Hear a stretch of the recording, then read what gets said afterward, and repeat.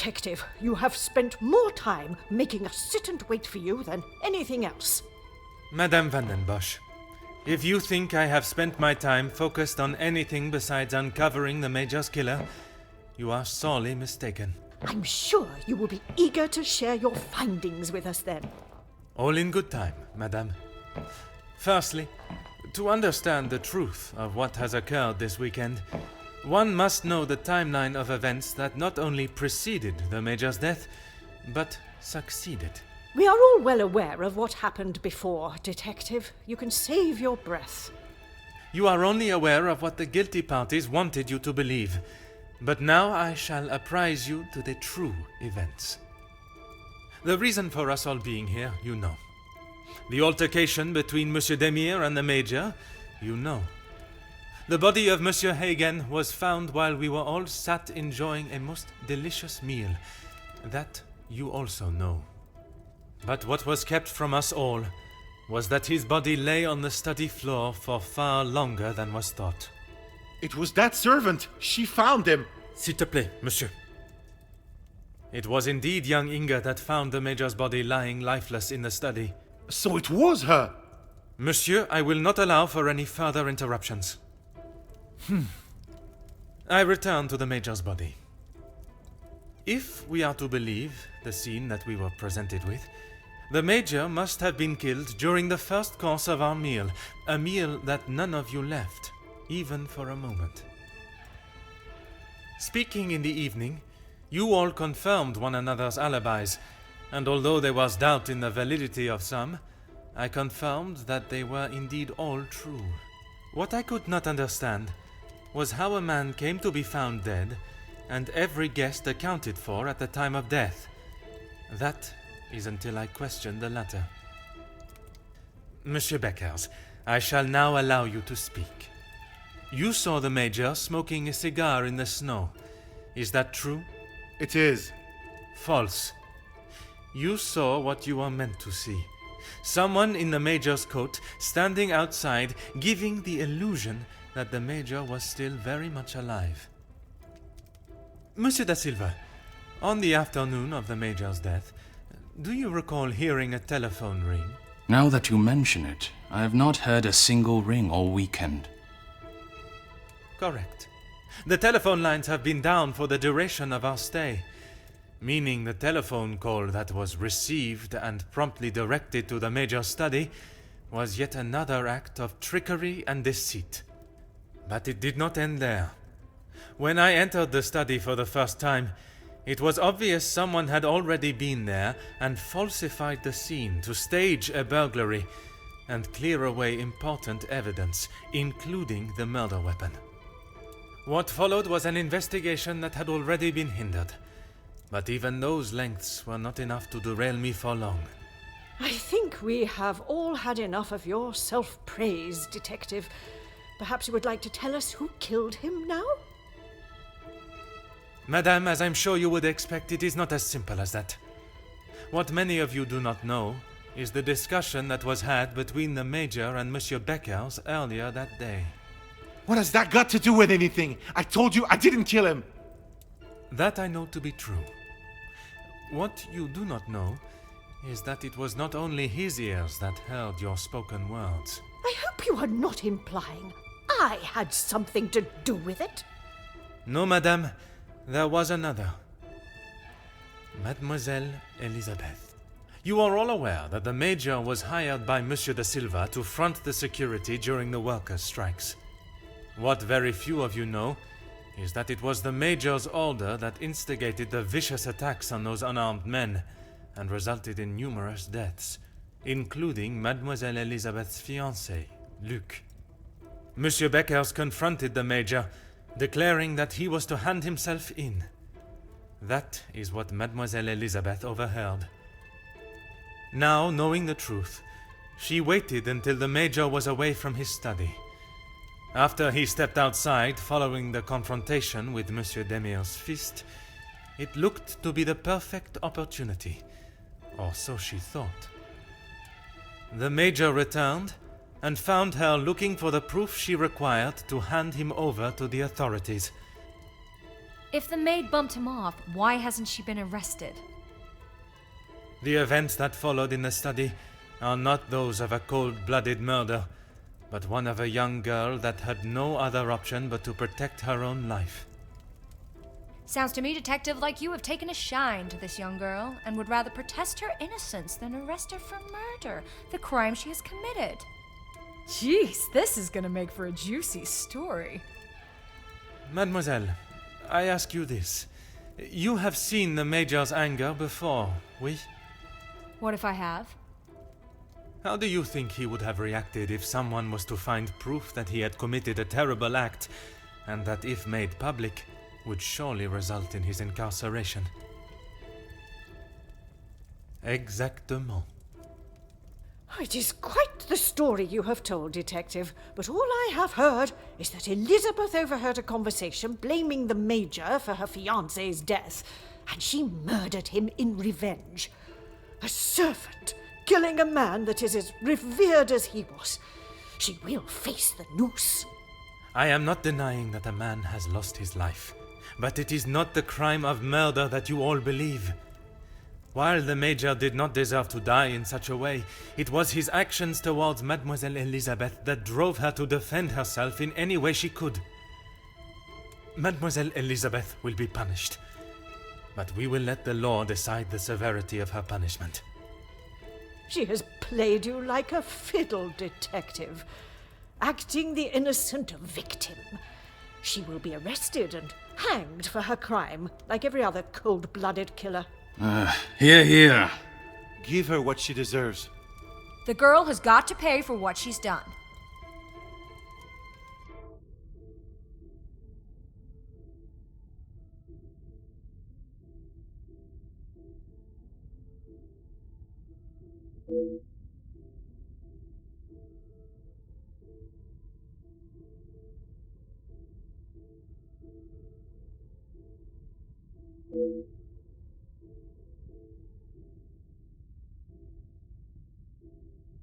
Those of you that are calling for the hanging of Mademoiselle Elizabeth, have you forgotten the roles you played?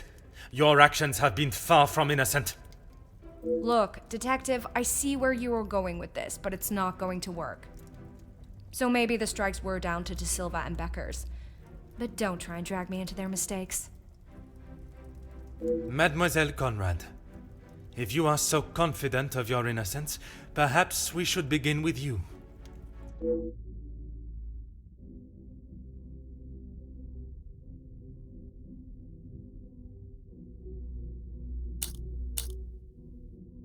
You don't need to imply it's only me that does.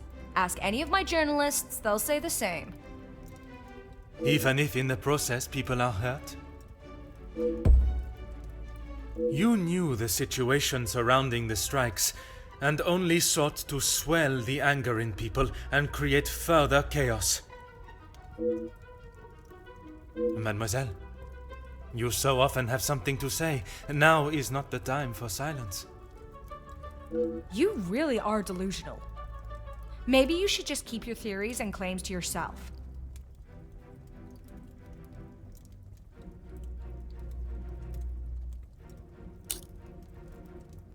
You obviously have no idea what goes on in my world. I would say stick to honest police work, but it seems that it's not in your field either.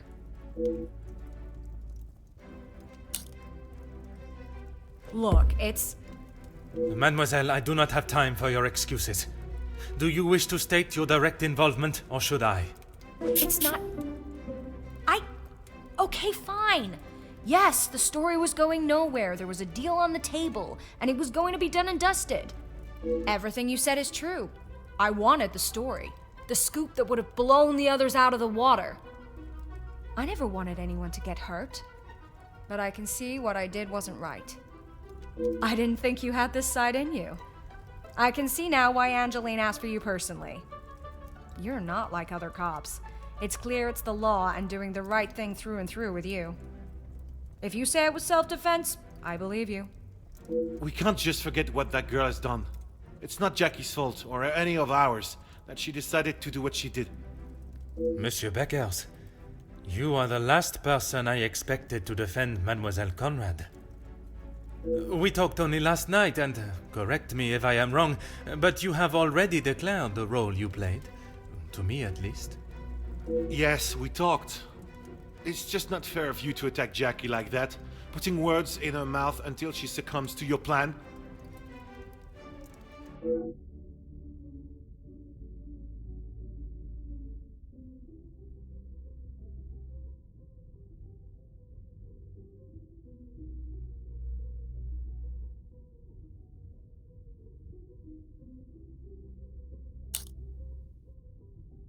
Detective, I'm afraid you're misunderstood.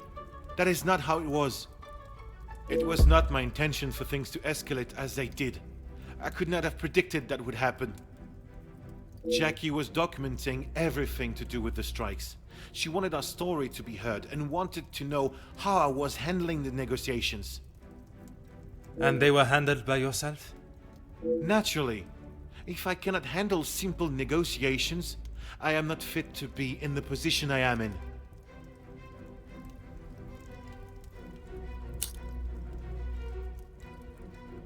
I was only pushing for what my men deserved, what they needed. Hindsight is a wonderful thing, Detective. Surely you must know that. Nothing is ever simple, Detective. I'm sure you understand that better than anyone.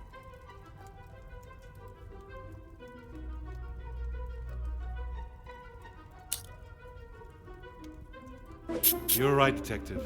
I have tried so hard to deny my part, but I know only too well that my decisions led to the death of those men. I know I cannot excuse what I've done. I just want you all to know that I am not a hateful or malicious man. I only wanted to prove that I was the right man. I have lived in other shadows for so long. I thought I would be able to finally step into the light and be the one that everyone remembered, not forgot. Monsieur da Silva offered me a deal and I turned it down. I thought I was doing right by the workers. But it was only myself I was thinking about. What more proof do you need? He said it himself. I made a generous offer to reach a resolution, and he turned his nose up at it. It was not that simple, though. Oui, an offer was made, but Monsieur Beckers and the workers would never have been forced into that position had their working conditions been satisfactory to begin with. This is outrageous! Do you plan on blaming everyone for doing their jobs? I suppose it makes you feel better about yourself, doesn't it?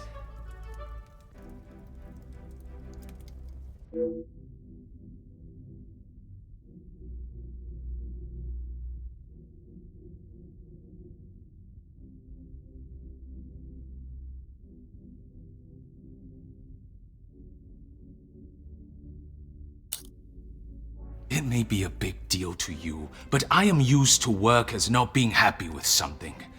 And most of the time, that unhappiness is directed at me. When you're in charge of your own factory, you'll understand. I handled the situation the best I could. If you think otherwise, maybe you have proved us all right, that you aren't the great detective you claim to be.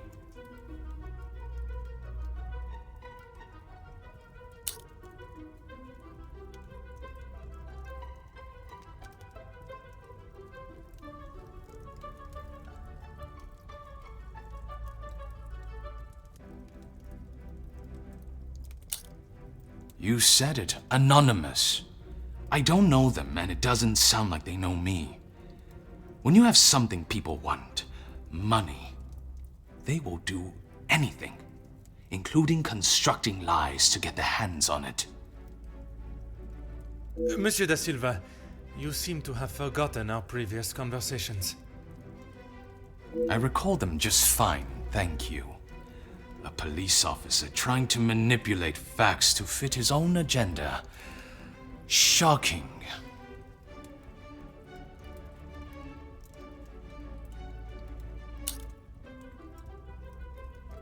Do you really think this is the first time blame has fallen at my feet? Although I don't think I've seen someone try so hard before to even convince themselves of what they are saying. Have you not learnt enough already from having your factories closed? If you have any hope to return to normality, you must admit your faults and accept the repercussions. I may have been a little harsh with my staff. I only wanted to prepare them for the realities of this world. I was never given the opportunities that they have today, and I succeeded.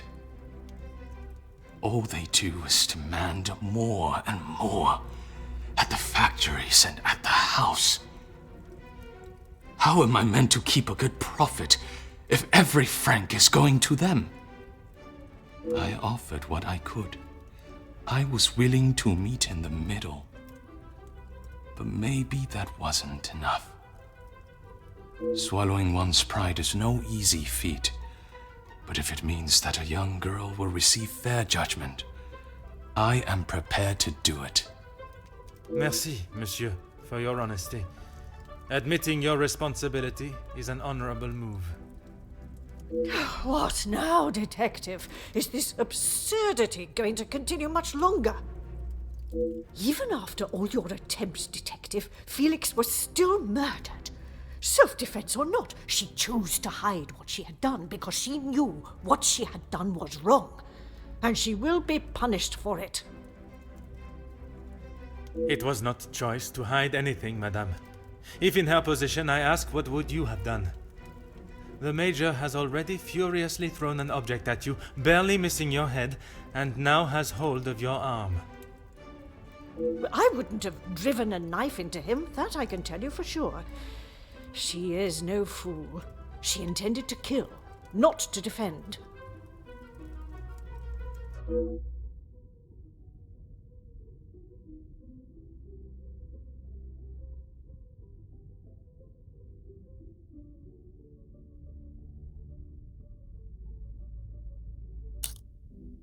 Quite presumptuous of you to assume violence is in his nature.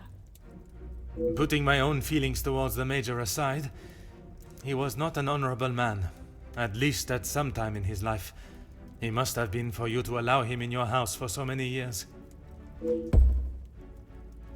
So, even you confirm he had a history of aggression.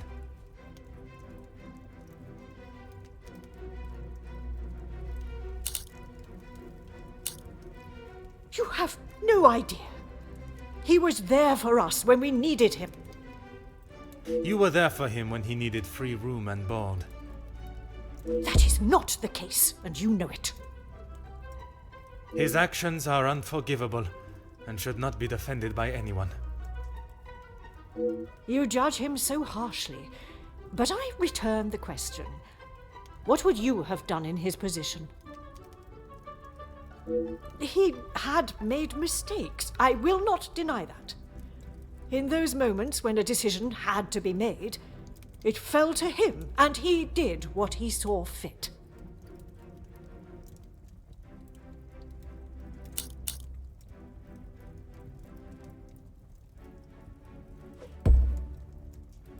S'il te plaît, madame. I ask that you consider everything you know of the Major carefully. He was not always like that. The man that I called a friend would never have done what he has. I cannot allow another innocent person to be punished for his vicious and barbarous behavior. You have seen the Major act in a similar manner as I described before, haven't you? What was the outcome then? You have convinced me that I am wrong, in both my opinion on Elizabeth's punishment and in the friendships I keep. Is that not enough for you? Not when a potential crime has been committed, and I fear an innocent party may have been punished for it. He was just a boy. I told him to stop, but he was like a wild animal. The confrontation with Mademoiselle Elizabeth was not the first time he has come close to killing another. It was following the officers' ball. A young man, no older than 16, stopped us on the street, begging for some change. Felix pushed him away, but he was persistent. He only wanted a few coins. Like a flash, Felix snapped and wouldn't let go of him. He would not Stop punching him. I have never seen anything so brutal. But he was never charged for the attack. Felix called the captain at the station and said that the boy had tried to rob him, and he was merely defending himself. The boy was thrown behind bars without a second thought. It was a full week before the bruises on Felix's knuckles finally faded. And even after witnessing such a brutal assault, you still support him. You still believe that he had not attacked Elizabeth. The days following, he showed no signs of remorse, no apology to him or to me. I blamed it on the amount he had had to drink. But when you began talking about him finding Elizabeth in his study, I somehow knew it had happened again. Had you been open about the Major's temper, this could all have been avoided. When you tell the courts the truth, Mademoiselle Elizabeth's self-defense plea cannot be ignored. Just when I thought I could not see a more spineless move. Excuse me? You allowed a bully and thug to remain in your house and endanger your family. I'm sorry, Margot, but I am struggling to understand why you have involved yourself in this affair. I'm surprised you can hear me way up there on that high horse of yours. How dare you speak to me in that way? Who I decide to keep in my house is my decision and no one else's. I can see that. Murderers, thieves, and extortionists are all acceptable, it seems. Countess, I have talked at length of the Major's death, but not the reason for my invitation in the first place. When I last gathered you all together, I spoke of a blackmail ring that was rife in the area, and then of the letter that the Major had received. Mademoiselle Angeline requested my help personally after she received such a letter threatening her family name. She felt I was the only one that could uncover the truth. And uncover the truth I have. Get on with it, detective. Who dared try and extort my family and then have the gall to allow me to welcome them into my home? If it was not for the honesty of a young servant, I would perhaps still be looking. For goodness sake, it was me. Margot, how could you? While it looked as though the Countess was helping the young women at the shelter, she was in fact only finding them positions of employment in wealthy homes to gather information on them and learn secrets that she would ultimately be able to use against them. Monsieur da Silva fell victim to her network of moles and was in turn blackmailed. It was quite the prosperous setup you had, knowing that they would not be prepared to lose their social standing if a secret was to find its way from where it had been hidden for so long.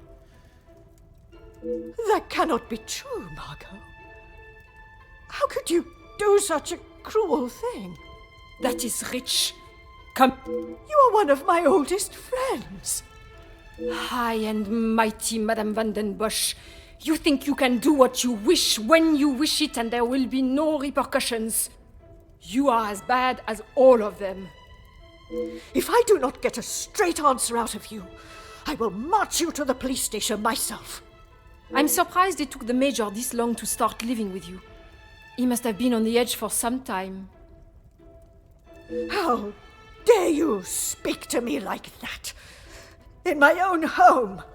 A home you share with the father of your daughter for so many years, and she still remains none the wiser. You have no right. Maman. Angeline? Have you heard what she has admitted to? She is merely trying to make herself... Is what she says true? Felix, he was my father? That is the secret that the letter was talking about, isn't it? You told me that we had nothing to hide. Detective Poirot, were you aware of this? Oui, mademoiselle. But it was not my place to repeat. I don't understand. What about father? Your maman betrayed the love of a good, honest man and played away behind his back and then kept it hidden for all these years like a lady of the night with her client list. You will say no more. Angeline, Did Felix know? This is not an appropriate conversation. He knew, dear girl. He knew the whole time. It is only dear Edwin that was blind to their deceit. You will not talk of him like that. You will not talk of him at all. If I don't, who will? You never deserved him. You don't even deserve the memory of him. Countess, there is something that you still have not explained. What more is there for her to say? How long were you in love with the Viscount for? Margot? Is that true? We were destined to be together. And then you turned up. And I was all but forgotten about. But you were nothing more than friends. And you made sure of that, didn't you? From the day you arrived, it was all about what you wanted and what you had to do to get it. You didn't consider Edwin at all. He was just a purse to you. I loved my husband, and I miss him every day. Loved him enough to stray? Both of you, no more! Please, Angeline, let me explain. Maman, I do not wish to hear anything else from you. Not even your own daughter wants to hear your lies anymore. Cassandra Van den Bosch, all alone. How dare you!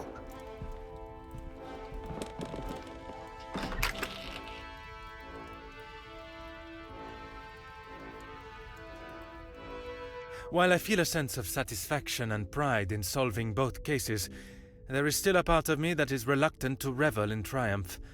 I am content with the unmasking of Comtesse de Vos as the blackmailer, and knowing that she will pay for her crimes. But it is the justice for Mademoiselle Elizabeth that worries me. She will stand in a court of law, and I can only hope that they can see she acted in self-defense. I must trust that our legal system and justice will prevail, and a fair sentencing will be given.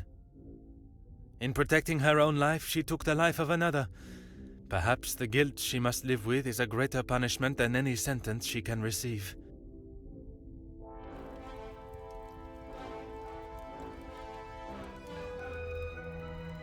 Comtesse de Vos was taken from Nemozinet House in cuffs and placed under arrest.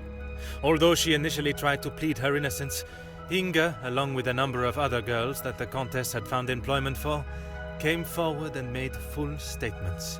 She was charged with 5 counts of blackmail and extortion and sent to a house of corrections, where she will have a new life to become accustomed to.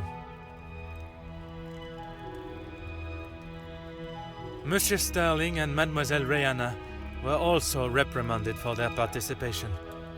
While they may not be facing time in prison, tampering with a crime scene and obstruction of a police investigation are certainly not something that houses and new employers will look positively on.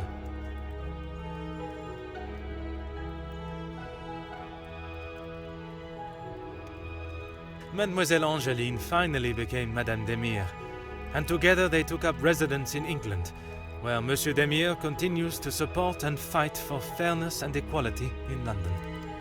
I am happy to say that we have remained in contact, and Madame Demire has become a regular correspondent of mine, and the latest joyous news is that they are expecting a child of their own. Madame Van den Bosch showed compassion that I had not seen in her before. She stood in court and gave a truthful and genuine character reference of Elizabeth, as well as describing the Major and the atrocious crimes he had committed. After Madame Van den Bosch's secret was revealed to the world, her position in the social hierarchy was no more, disappearing in a moment. While she still resides in Belgium, I believe she has had to adapt to a far more modest way of life. A humbling experience for her, I am sure. Following her actions in the courtroom, Angeline believed that her maman still had a place in her life. Although they are on different sides of La Manche, they remain in contact. Mademoiselle Conrad left Nemosine House the same way she entered, confident in herself and audacious in her opinions. Her report of the Major's murder at the house and the surrounding blackmails became one of the most talked about stories of the year. While there were certain details of her own involvement that did not make it to print, she was really quite complimentary about the detective at the heart of the case. Monsieur de Silva tried to continue in his position as factory owner and business entrepreneur, but after his accounts and business dealings were investigated following the details of his blackmail being made public in Mademoiselle Conrad's article, his illustrious business empire began to crumble and is now facing an international corporate investigation. Monsieur Beckers stepped down from his position as union leader, accepting that he was no longer fit to represent the workforce that, in his words, he had let down on a scale of unmeasurable proportion. Although he is no longer the voice of the workers, he continues to support them from behind the scenes. Monsieur Zachariah and his brother made amends, and returning to his family home, and after sobering up, he was able to find the help that he required. I understand that he is now helping fellow soldiers with similar conditions. And Mademoiselle Elizabeth, she stood before a court, and while the proceedings were deemed controversial, the charges against her were dropped, and the reasoning of self-defense was accepted by the presiding judge. Madame Van den Bosch's testimony, along with Mademoiselle Angeline's declaration of her good character, was enough to show that it was not in Elizabeth's nature to act in such a violent way. The abundance of evidence against the Major, and his violent and cruel nature, including his appalling acts during the strikes and the war, was more than enough to prove that Mademoiselle Elizabeth had no other option in that situation but to defend herself in any way that she could. With the new arrival of Madame and Monsieur Demire's child next year, they have agreed to give Elizabeth the opportunity to return home to England and take up a position in their home as nanny.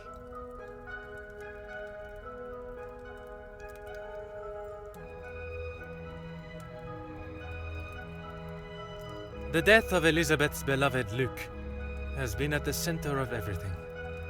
Had those in positions to help not acted with only themselves in mind, perhaps he would still be alive today, and the Major would have paid the price for his own crimes in the eyes of the law, not at the blade of a knife. The blood of Major Felix Hagen will remain on Elizabeth's hands, a stain that wherever she is and whatever she may do, she will never be able to wash clean. However, it will remain as a reminder to not only her, but all of us, of what we as human beings are capable of to protect ourselves. We all have something that may be considered shameful or sinful, and it is how we deal with it that shows our true character. Those involved in the riots, the workers' deaths, and the Major's killing believed themselves to be untouchable. Whether it was from their social standing or their confidence in themselves, they learned that everyone is accountable for their actions. There is no exemption because of the suit you wear or the money in your bank account. There is no price to a man's life. It cannot be bought or traded or discarded. No man is better than another, including Detective Hercule Poirot.